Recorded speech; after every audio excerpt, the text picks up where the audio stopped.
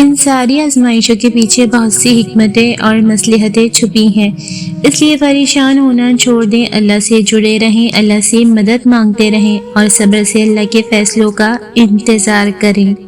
اگر آپ کی وجہ سے کوئی رب سے جڑ گیا تو یہی آپ کی کامیابی کا باعث بن سکتا ہے، اس لیے دوسروں کو اپنے الفاظ اور اعمال کے ذریعے اللہ کی محبت سے جوڑ دیں تاکہ وہ آپ کی کوشش سے اللہ والے بن جائیں۔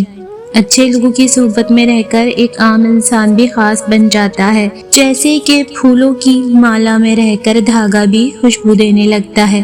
لوگ سمجھتے ہیں ہم جو چاہیں کر سکتے ہیں، وہ یہ نہیں جانتے کہ اگر اللہ تعالیٰ چاہے تو یہ اختیار بھی تم سے چھین سکتا ہے۔ اس کے فیصلوں کو قبول کرنا سیکھیں، وہ تمہارے حق میں بہترین کرتا ہے۔ آپ صلی اللہ علیہ وآلہ وسلم نے فرمایا، مجھے جو بڑا معجزہ دیا گیا وہ قرآن مجید ہے جو اللہ نے میری طرف بھیجا۔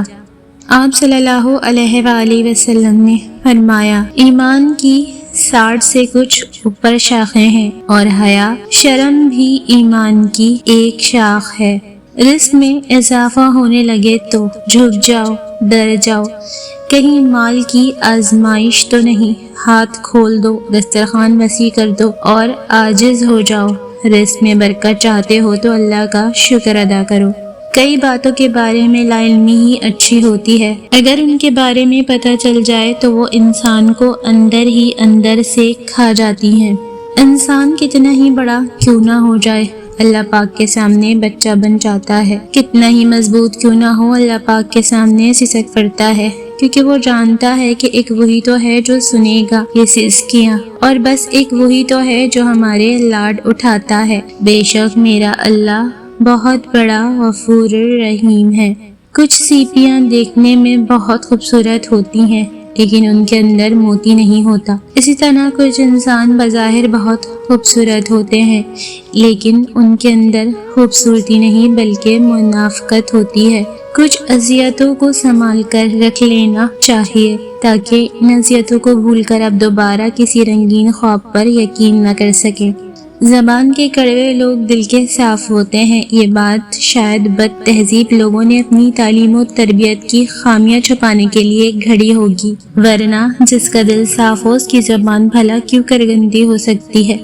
ہمارے رب نے کبھی یہ نہیں کہا کہ اس کے بندے پرفیکٹ ہوں گے، اس نے کہا ہے کہ آدم کی اولاد میں سب گناہ کریں گے، ان میں سے بہترین وہ ہوں گے جو اپنے گناہوں پہ توبہ کرنے والے ہوں گے۔ یہ غم اور مصائب ہمیں ہماری اوقات میں رکھنے کے لیے آتے ہیں، جب کبھی ہم انا میں اڑنے لگتے ہیں یا جفا میں حد سے بڑھ جاتے ہیں تو یہ ہمیں ہمارے مقام پر واپس چھوڑنے آتے ہیں۔ محبت صرف 2 پیروں پہ سیدھی کھڑی ہوتی ہے، جس میں ایک پیر توبہ کا اور دوسرا پیر عزت کا ہے، دونوں میں سے ایک بھی کھو جائے تو محبت معذور ہو جاتی ہے۔ سکون کا مطلب صرف یہ نہیں کہ آپ کسی سے بات کریں اور وہ آپ کی بات سنے، بلکہ اصل سکون یہ ہے کہ آپ کسی سے بات کریں اور وہ آپ کی بات سمجھے اور محسوس کرے۔ سمجھنے والا انسان دل کو اطمینان اور روح کو سکون بخشتا ہے۔ دنیا کو راضی کرنے کی کوششوں میں نہ لگو، دنیا نہ کسی سے خوش ہوئی ہے نہ ہوگی۔ راضی کرنا ہے تو رب کو کرو جو ایک آنسو اور ایک سجدے سے مان جاتا ہے۔ اچھے دوست انسان کو کبھی بھی برا نہیں ہونے دیتے، کیونکہ اولاد وصیت پوچھتی ہے جبکہ رشتہ دار حیثیت پوچھتے ہیں، لیکن اچھے دوست صرف اور صرف خیریت پوچھتے ہیں۔ اگر آپ کے پاس دوسروں کو دینے کے لیے کچھ بھی نہیں ہے تو مہربان الفاظ مخلصانہ مسکراہٹ کے ساتھ خیرات کریں اور لوگوں کے ساتھ حسن سلوک سے پیش آئیں۔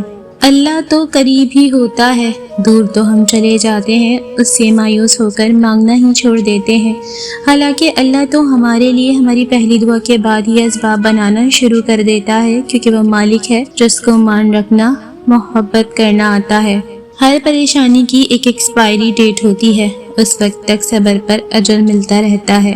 زندگی کی الجھنیں سلجھ جاتی ہیں، اللہ تعالیٰ راستے نکال دیتا ہے، اس کی حکمت ہماری سوچ سے پرے ہے، ضرورت صرف یقین اور ایمان کی پختگی کی ہے۔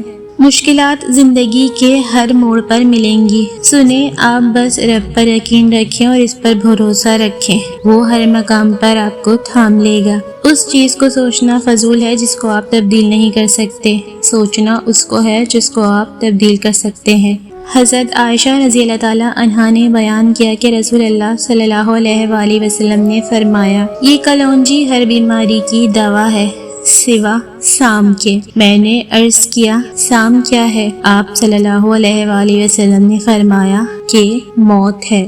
نماز میں سستی کا انجام، اس کی عمر سے برکت چھین لی جاتی ہے، اس کے چہرے سے صالحین کی نشانی مٹ جاتی ہے، اس کے کسی بھی عمل کا اللہ اجر نہیں دیتا، اس کی دعا آسمانوں کی طرف بلند نہیں ہوتی، نیکوں کی دعاؤں میں اس کا کوئی حصہ نہیں ہوتا۔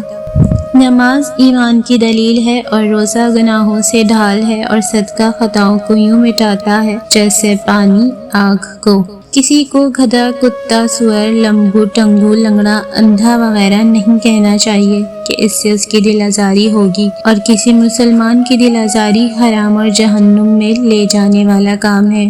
جھوٹی قسم کا وبال، حضرت سیدنا خواجہ غریب نواز فرماتے ہیں، جو شخص جھوٹی قسم کھاتا ہے وہ اپنے گھر کو ویران کرتا ہے اور اس کے گھر سے خیر و برکت اٹھ جاتی ہے۔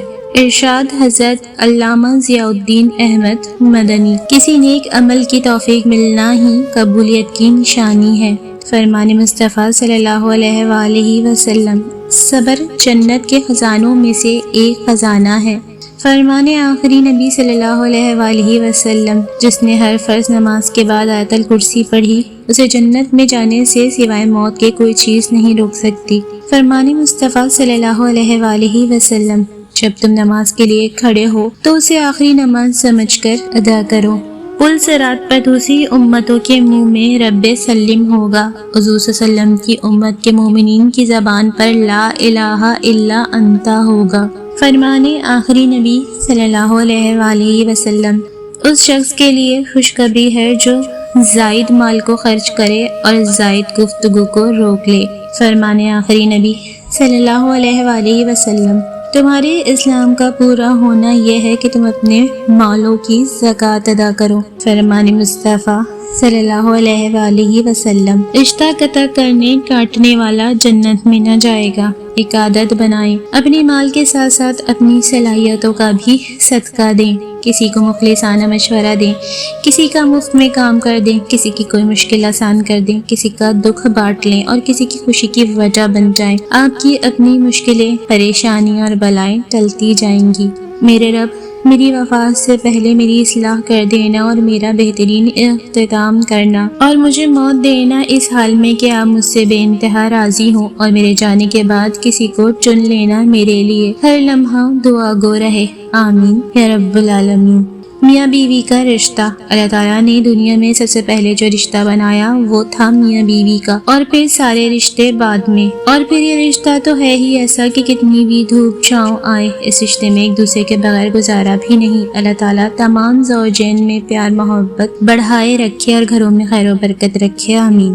حضرت انس رضی اللہ تعالیٰ عنہ سے روایت ہے، نبی کریم صلی اللہ علیہ وآلہ وسلم نے ارشاد فرمایا، کبیرہ گناہ یہ ہے اللہ پاک کے ساتھ شرک کرنا، ماں باپ کی نافرمانی کرنا، کسی کو ناحق قتل کرنا اور جھوٹی گواہی دینا۔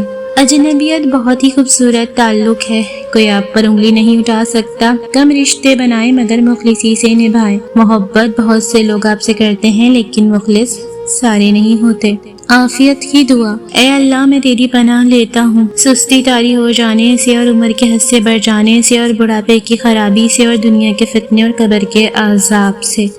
کچھ کہانیاں دل میں قید کرنے کے لیے ہوتی ہیں، وہ کہانیاں کسی کو سنائی نہیں جاتی، نہ ہی کاغذ پر لکھی جاتی ہیں، وہ کہانیاں خود سے خود تک ہوتی ہیں اور ہماری زندگی کے ساتھ ہی ختم ہو کر ہمارے ساتھ ہی دفن ہو جاتی ہیں۔ کبھی بیٹھ کر سوچنا کہ تم زندگی میں کس مقام پر ہو، کس مقصد کے لیے دنیا میں آئے تھے اور کیا کر رہے ہو۔ جینے کے لیے مسلسل مہینے یا سال درکار نہیں ہوتے، کچھ انمول لمحے ہوتے ہیں، عزیز ساعتیں ہوتی ہیں جو سالوں سے زیادہ خوشیاں دے جاتی ہیں، بس انہیں سنبھال کے رکھیں۔